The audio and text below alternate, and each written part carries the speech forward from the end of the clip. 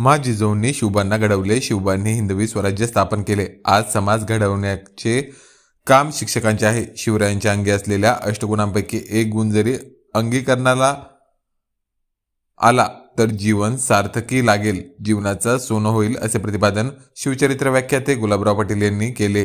स्वर्गीय पी.डी. केवट गुरुजी यांच्या पुण्यस्मरणार्थ शहरातील स्वर्गीय बाळासाहेब पवार वाचनालयात आयोजित शिवचरित्र आजचे पाल्य, शिक्षक, पालक आणि समाज या विषयावर व्याख्यानात ते विद्यार्थी, पालक आणि शिक्षक यांना उद्देशून बोलत होते. कार्यक्रमाच्या अध्यक्षस्थानी राष्ट्रवादी काँग्रेसचे नेते तथा माजी नगराध्यक्ष संतोष कोल्हे तर प्रमुख पाहुणे म्हणून उपनगराध्यक्षा सौ रंजना राठोड, गटनेते संतोष निकम, नगरसेविका वर्षा ताठे, नगरसेवक राहुल वाघ, सुधाकर देवकर, बंटी काशीनंद, प्रेमसिंग राजपूत, अनिल कोल्हे, मुख्याध्यापक राजीव जाधव आदींची उपस्थिती होती. पुढे बोलताना पाटील म्हणाले की आज पैशांच्या संस्काराऐवजी मनाच्या शुद्ध संस्काराची खरी गरज आहे. समाज बदलायचा असेल तर शिक्षण बदलायला हवे आणि शिक्षण बदलायचे असेल तर शिक्षकांनी बदलायला हवे.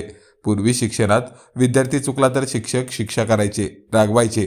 पालकांना कळाले तर पालक पाल्यालाच बदलायचे. आज मात्र त्या उलट घडतंय. सरकारचा एक चांगला निर्णय उचित उंची गाठत असेल तर एक चुकीचा निर्णय समाजाला मारक ठरू शकतो. सरकारचा निर्णय समाजावर मोठा परिणामकारक ठरत असतो. विद्यार्थ्यांचा भविष्याचा दोरा म्हणजे शिक्षक आणि आईवडील आहे.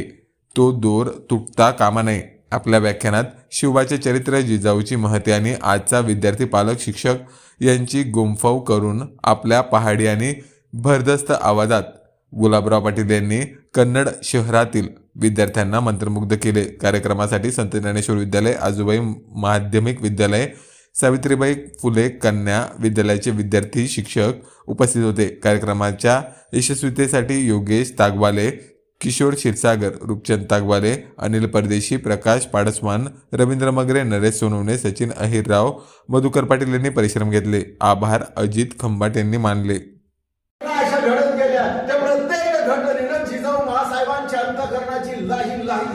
पहिलीच घटना जेव्हा जिजाऊ महासाहेबांना कळाली तेव्हा जिजाऊ महासाहेबांना या घटनेचं खूप वाईट वाटलं. या घटनेतून जिजाऊ महासाहेब बाहेर येतात न येतात तोच पुढची भयंकर घटना जिजाऊ महासाहेबांच्या काढली. एक मडकट आणलं आणि तो म्हणाला पुण्यामध्ये जो राज्य निर्माण करेल त्याच्या घराची मसणवट होईल आणि नाही झाली तर आम्ही करू. ही घटना जेव्हा जिजाऊ महासाहेबांना कळाली मंडळी, या घटनेचं जिजाऊ महासाहेबांना खूप वाईट वाटलं. या घटनेतून जिजाऊ महासाहेब काही कालावधीनंतर बाहेर आल्या. पण यानंतर जी घटना घडली ती महाभयंकर घटना घडली.